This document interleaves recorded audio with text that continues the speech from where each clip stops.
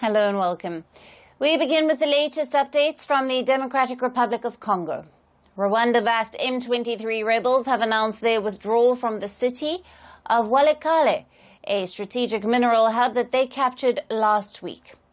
Over the weekend, the rebels stated that they are repositioning their forces outside the outskirts of Walikale, a move they claim is intended to create the right conditions for peace and political dialogue. The M23 rebels seized control of Walikale after the presidents of Rwanda and the DRC met in Qatar and agreed to a ceasefire. However, the rebels dismissed the Qatar talks as none of their business. Despite this, they have now announced their withdrawal, in line with the ceasefire declared in February. But locals report that the M23 fighters still remain in the city.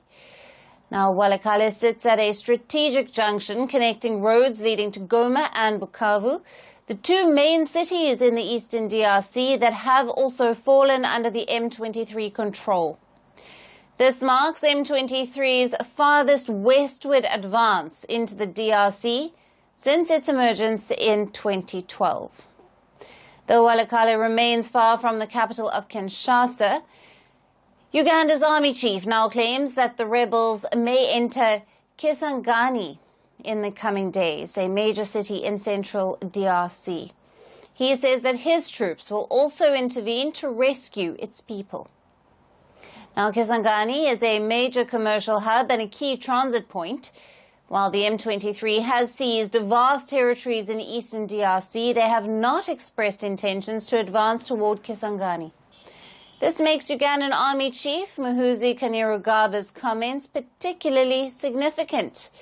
If true, it would mark a major escalation, taking the conflict deeper into Congolese territory. However, the Ugandan Army Chief Kainerugaba, who is also the son of the Ugandan President Yoweri Museveni, is known for his controversial and often unfiltered statements on social media, some of which have sparked diplomatic tensions. He previously also threatened to invade Kenya. Now, in the DRC, Uganda plays a complex role in the decades-long conflict. Its troops are operating in parts of eastern Congo at the request of the Congolese government. Now, this to fight militias other than the M23. However, a United Nations report has brought Uganda's actions under scrutiny, alleging that both Uganda and Rwanda are backing the M23 to exploit the DRC's vast mineral resources. Uganda also maintains close ties with Rwanda. Just last week, the Army Chief Kainerugaba met with the Rwandan President Paul Kagame, fueling speculation about Uganda's involvement in the rebel movement. With multiple African nations involved in this complex conflict, the situation remains fluid, raising the question, what comes next for the Democratic Republic of Congo? Now, to discuss more on this, we have with us Beverly Ochieng, a senior analyst at Control Risks, who is joining us live from Dakar in Senegal. Thank you for being with us. Thank you for having me as well.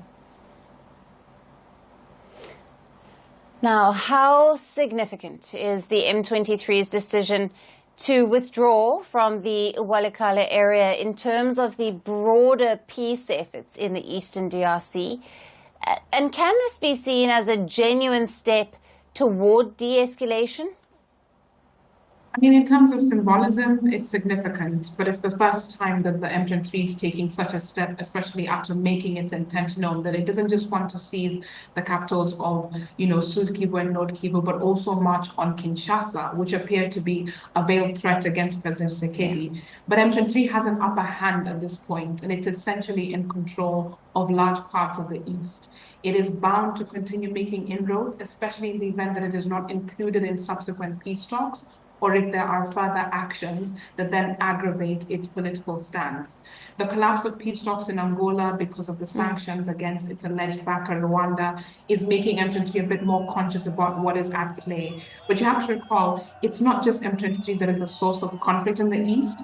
There are hundreds of other rebel groups that are active. They are capitalizing on the current political fallout. So even though M23 is the most powerful at the moment, it'll take quite a lot to pacify the East beyond just peace talks with this rebel group, but also engaging other armed groups that are in the region.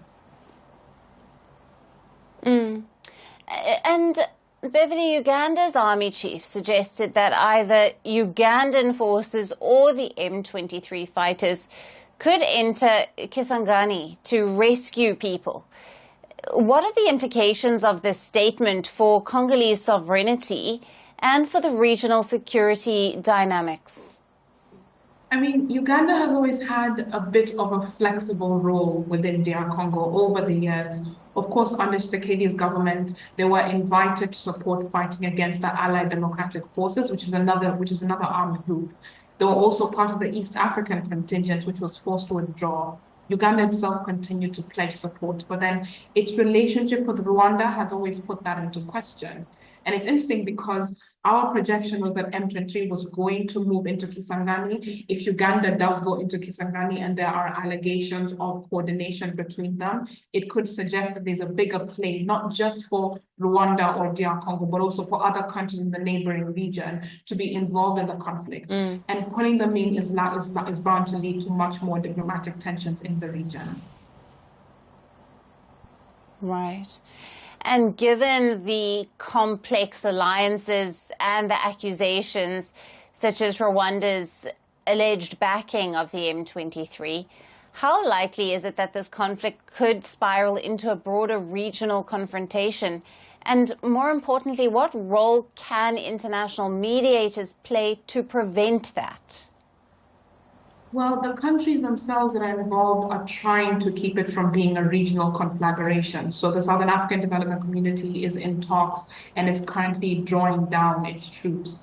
The East African contingent was forced to leave because they were seen as being ineffective.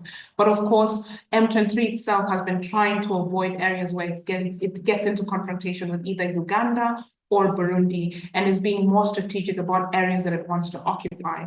But of course, we are seeing that with Rwanda being pulled in, with Uganda being pulled in, with Burundi also having to question its own territorial integrity, that is bound to be a concern. In terms of mediation, the Qatar effort is still very early, but there's been a ceasefire. And of course, there are talks today between the East African Community and the Southern African Development Bloc on what the way forward will be.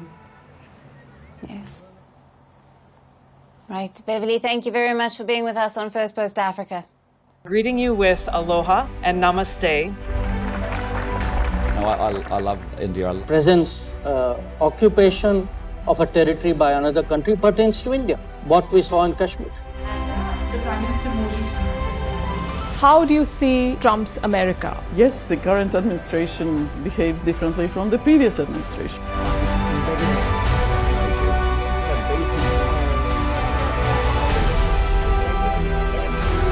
Are you saying that there are foreign powers who are trying to bring down the current government in Syria? Exactly. Bluntly, Iran, maybe Russia too. Prime Minister Modi committed to South-South, cooperation. For both sides. Not over 50%. Is Ukraine prepared to pay the price for that peace? No compromises at the cost of territorial integrity and sovereignty.